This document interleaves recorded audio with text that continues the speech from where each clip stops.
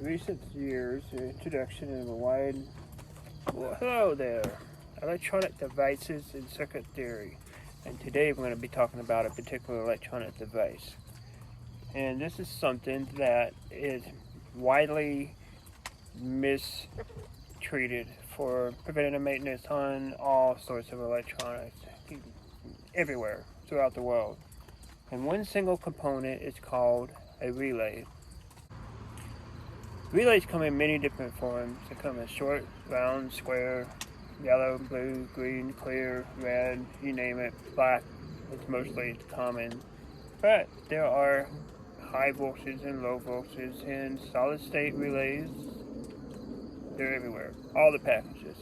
They do not discriminate all around. People do discriminate in not replacing these relays, and they tend not do any preventative maintenance on it. In this little area over here, I will show you some images of what a bad contact relay looks like and something that's going to fail soon. This is what happens when you don't take and change out relays.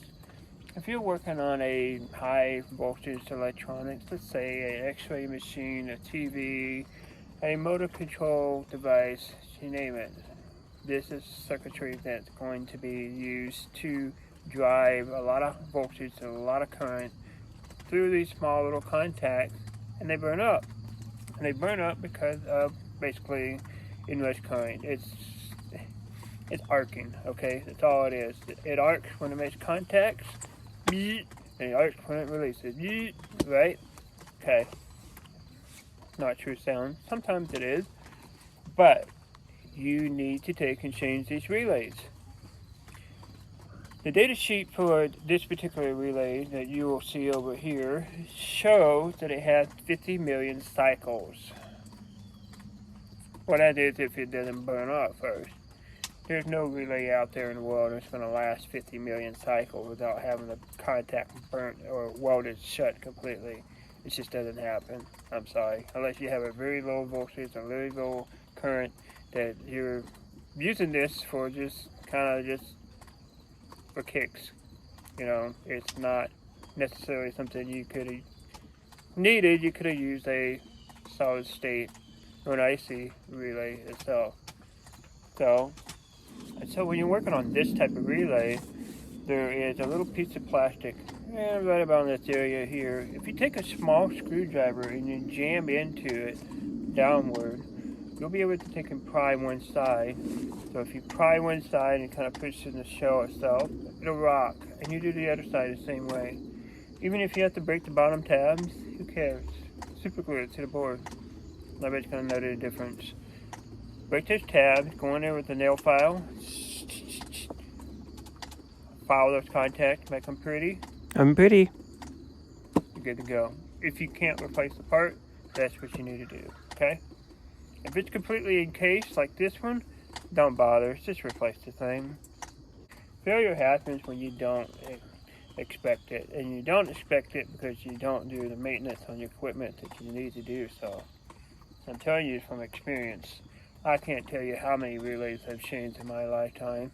In the first 11 years of working on electronics, I worked on automatic door controllers, and almost every automatic door controller that I worked on had a relay on it, and every relay got replaced. There were some controllers that had 3 relays on it. You replaced them all, because if you didn't, it's going to fail in the future. So we had a 1-year warranty on these things. And if it failed in a 1-year warranty, you cannot say that it wasn't the relay. We don't know. If it's completely sealed, you can't see inside of it. The only way you can see is by breaking it in. You have to crunch the top of it. You'll see what I'm talking about, one of these type of relays. You don't want to be that guy to screw up a good contract for a company that you're repairing electronic circuit boards for. Go ahead, spend the $3 extra for it. Either eat the cost or increase it and add it for parts. Figure the math out.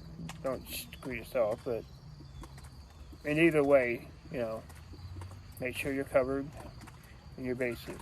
You don't want to mess that up. Trust me. If you can repair electronics better than the OEM, got something going for you. There were some relays that I worked on for a particular door controller. It was for a airport. Basically, airports have revolving doors.